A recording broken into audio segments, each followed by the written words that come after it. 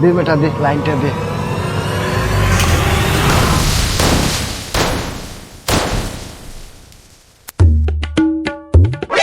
এ ভাই, কালকে রাতে যে কারেন্টটা গেল আর আইলো না কেন তুই জানোস না?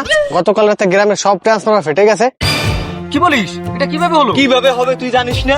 গ্রামে তো একমাত্র ওই নগেন আর নগেনের ছেলেই আছে যারা কারেন্ট লিয়ে খেলা করে। ওরা ছাড়া এই কাজ আর কেউই করে নাই। ঠিক বলছিস, ওরাই করছে। ওদের যন্ত্রণা রাতে থাকাই দুষ্কর। এবার ওদের একটা ব্যবস্থা নিতেই হবে। হ্যাঁ, ও ঠিকই বলছে। হ্যাঁ, আমাদের এখনই পুলিশকে ফোন দাও। হ্যাঁ, এখনই ফোন দে, এখনই ফোন দে। হ্যালো বেটা, ওইটা খোলো, ওইটার জন্য মনে হয় ফোরছে। নগেন বাবু, আপনার বাড়িতে এমন কি হয়েছে যার জন্য পুরো গ্রামের সকল ট্রান্সফরমার পুড়ে গেছে? স্যার, আমরা তো কিছু করিনি, রাতে একটু গরমে ফ্যান চালাইতে গেছিলাম। ফাইজলামি শুরু করছেন, ফাইজলামি! একটা ফ্যান চালাইলেই গ্রামের সকল ট্রান্সফরমার গুলো পুড়ে যায়। স্যার, ওই সারা মিথ্যা কথা বলছে। ফ্যান চালাইতে গিয়ে না, ওই দেখুন চোরা লাইন নিতে গিয়ে পুরো গ্রাম ব্লাস্ট করছে। হ্যাঁ, এবার বুঝতে পেরেছি। স্যার, আমি গরিব মানুষ তো, গরমের জন্য একটু চোরা লাইন নিয়ে ফ্যান চালাইতে ঠান্ডা হইতে চাইছিলাম। স্যার, এবারের মতো একটু মাফ করে দেন। চুপ, একদম চুপ। তোদের জন্য গ্রামে বড় বড় দুর্ঘটনা ঘটে। তো ঠান্ডা চাই ঠান্ডা, চল এবার থানায়, তোকে আমি ডান্ডা করে ঠান্ডা করে দিচ্ছি।